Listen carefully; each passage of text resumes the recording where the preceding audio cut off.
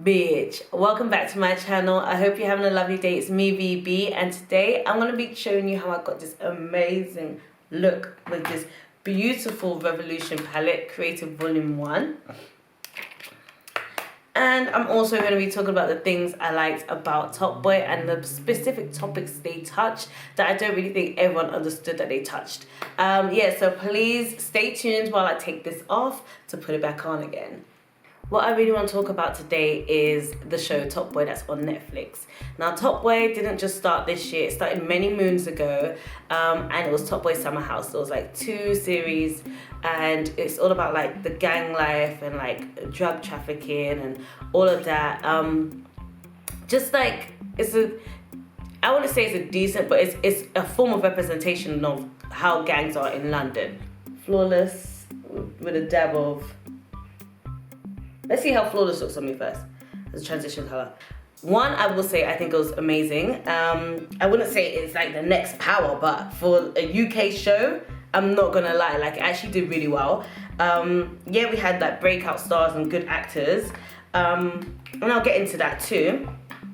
But yeah, I really enjoyed the show and everything, but there's some things I feel like I saw that people didn't really talk about. And I wanna break it up into a couple topics and just like talk about what I noticed about that.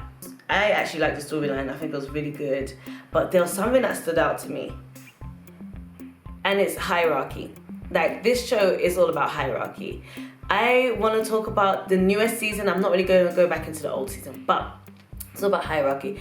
It's funny how Deshane went and hid in Jamaica, but when he came back to the UK, he took over Driss's stuff.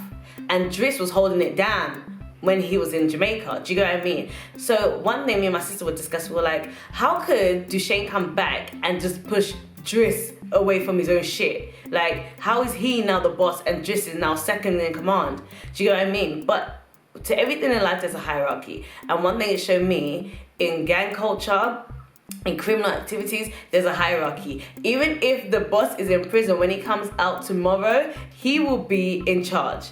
That's what I've got from it. And it was like, wow, like, it was a bit fucked up. Like, I felt so for Driss. Like, personally, I don't really understand why he did what he did, but I feel why he would be in a position of envy, feeling envious. Like, I understood the feeling.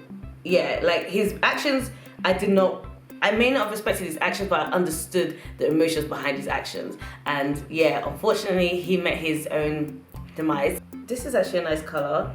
I don't know how it's coming off on camera, but I like it. So I want to go into Black Heart and a little bit of Flawless, just to have some depth on the side, okay? Yeah, so hierarchy is really important in terms of, especially in this type of storyline. It was just shocking to me just to see Deshane and Sully come back and it pushed Driss out of the picture. Even like the character Modi.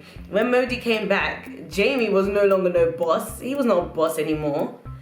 So that was what I found very interesting, that there's like a respected hierarchy in the gang community from what the show showed. Like, I do not know everything about gangs watching this, so I'm not even gonna say it like I do know. Second thing I noticed about this that I don't know if everyone clocked was the racism in Top Boy. Yeah, so when Sully went to Ramsgate with my man, he also was sharing a flat with, like, obviously, I don't know if they're refugees or some immigrants. He shared a flat with immigrants, and he even experienced racism when he was walking past the pub and there was white people that was saying some effed up shit, some foul shit. Other people from different nationalities were not welcome in that area, and they felt the racism. Like, bricks were thrown through houses with shit on it. There was a lot of things that was happening, unfortunately, to the Muslim woman and her family, and it was like, it made me realize that racism has really not died. Like, it's not died. We're in 2019, and it's not something that just America's suffering. It's actually going everywhere now. Like, it's not everywhere now, but like, racism, there's still places we cannot go, people. Do you know what I mean? There's still places that don't want us there. And it was like it was really upsetting, to be honest, because it just made me feel like, wow, no one really touched up on the fact that they mentioned racism. Like, this is relatable to a lot of people. And yeah, it was really sad to witness a house being burnt down just because of all of this. And like there was still a baby at the end of this. Like there's a baby and there's a family and being tortured because of what something they couldn't choose. They couldn't choose to be what they were when they were made. Like do you get what I mean? So it was a bit sad. And it was, to me, that was deep. Like, that was deep to me. I was like, yo, this shit is not funny. Like, it made me feel sad, especially when my man met his demise. And, you know, turned from bones to ashes. Okay, so now I'm gonna go into this color called Visionary. Like, it's so buff. Like, look at it. That looks buff. So I'm gonna use Visionary. I might use my finger with this one. Pause. So yeah, another thing I wanted to talk about was the parenting. When I watched the new season with my sister, she was saying how she didn't like how what's his name? Ads, I think his name was, or Ads. How his mother made it very obvious that she was going through it, that it kind of like sparked his stupid idea to start pushing and working for the gang. Like, it looked like a sign of weakness, unfortunately, in terms of parenting. Like, your child shouldn't really be able to see that, like, you're going through it like that, especially at a point, and because he's a vulnerable age, he was like 12 or something, and they're very vulnerable and very easily influenced. So like, he sees the mom's lacking in money. The only way he knows to get fast money to sort out mom's problems is to do what he's been seeing on his estate.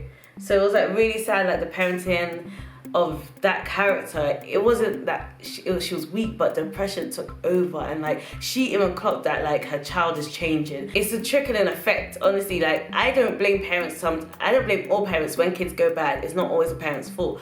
But in this one, I'm like, yo, madam, like you should have held it down a little bit. Do you know what I mean?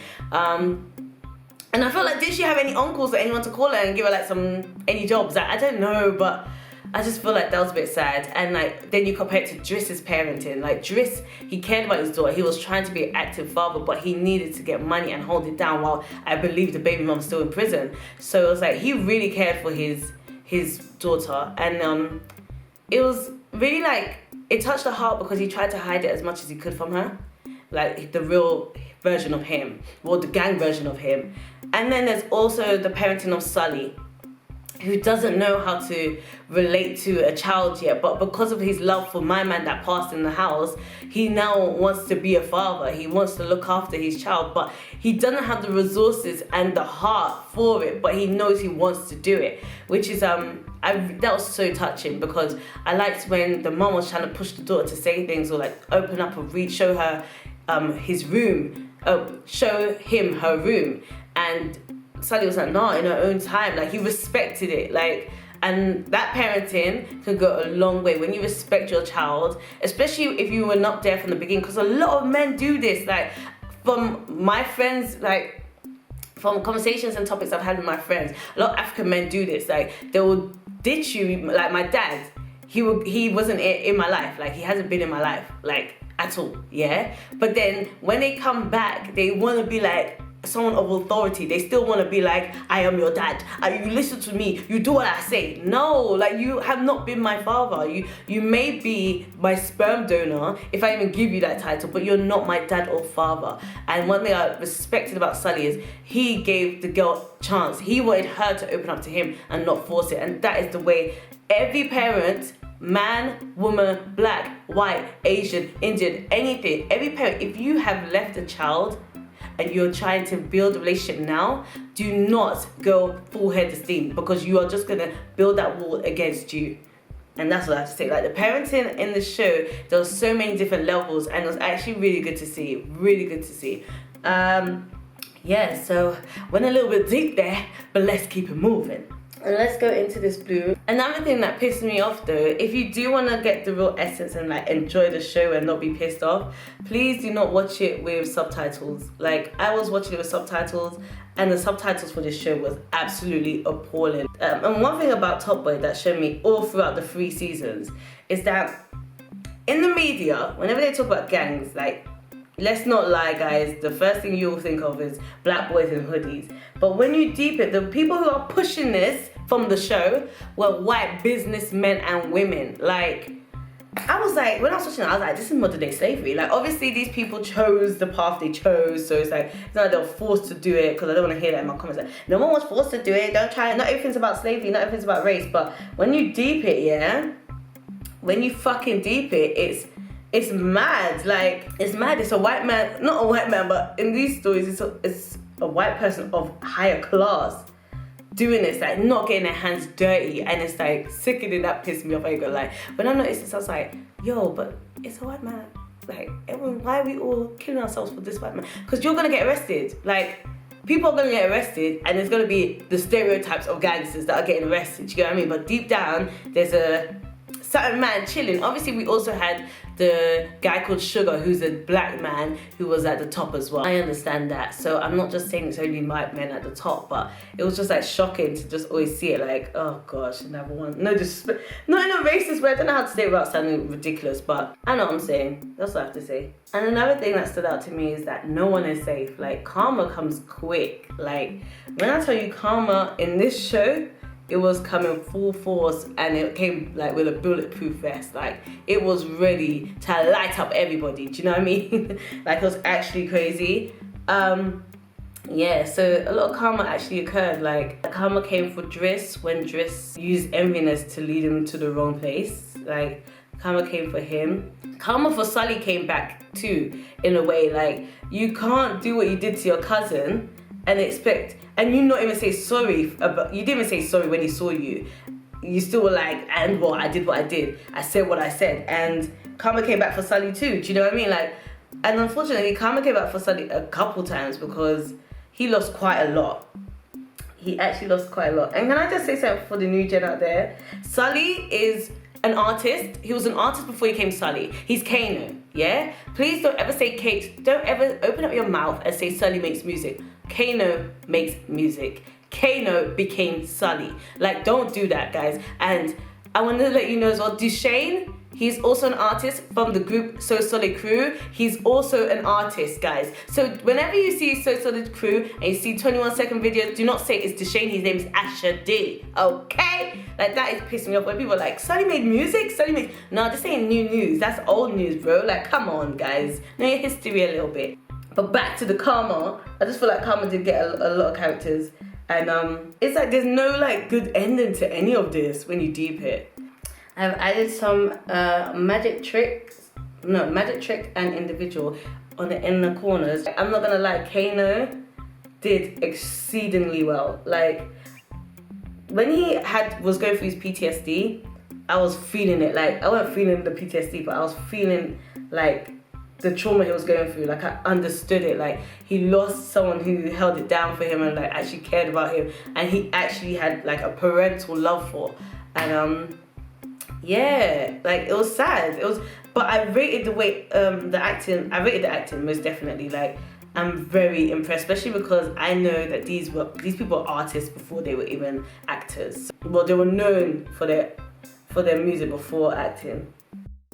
Oh, just another thing about Driss, his character and the parenting section. It was really good to see a black father be active in their child's life, even though the life he also just chose to live and the pathway he chose to live was not the right one. But it was really good to actually see an active father, like, and to see Sully wanting to be an active father in his daughter's life too. It was really refreshing to actually see that. We don't see that a lot in the media. We don't see that a lot on TV. We don't see that a lot even in person. But it was good to see black men wanting to be active fathers for their daughters, especially. So it touched me. Like, it was really good. Like, exceedingly good, honey. Like, I loved it. I loved that section most definitely. But yeah, I think here's the end of it. Like, it looks like a mess, to be honest. It's not one of my favorite looks, but I really just wanted to talk about Top Boy with you guys. Okay guys, so I'm gonna go off and do my eyeliner and everything. I'll be back with the final look. So guys, here's the final look. Please tell me you like it. No, I'm joking. Here's the final look. At first, I was not liking it when I was all blending and everything, but now I'm actually feeling this look. It's like really out there. Like, it's cute. I actually like it. Once the eyelashes and eyeliner went on, it actually made sense. So for the inner corner, I just used a bit of For the inner corner, I use my Fenty Beauty highlighting palette, and I use the color Heartburn. And also on top of the blue at the front, I use Chills as well. But yeah, here's my look, guys. I hope you like it, and I hope you like today's little mini review of just the things I appreciated about Top Boy. Yeah, I actually liked the show, guys. It was thoroughly entertaining. I'm surprised. I'm not gonna lie. I don't really watch like English drama or anything anymore. But yeah, it was really good, and kudos to you, Kano, Asher D, and all the amazing actors and actresses involved. Another thing about the parenting, like, where was Jack's parents? Like, where was her parents? But yeah, please be sure to subscribe. Follow my Instagram, it'll be down here below. Please, guys, like, comment, subscribe, everything that helps me out, because I appreciate it. And I will see you in the next video. Bye.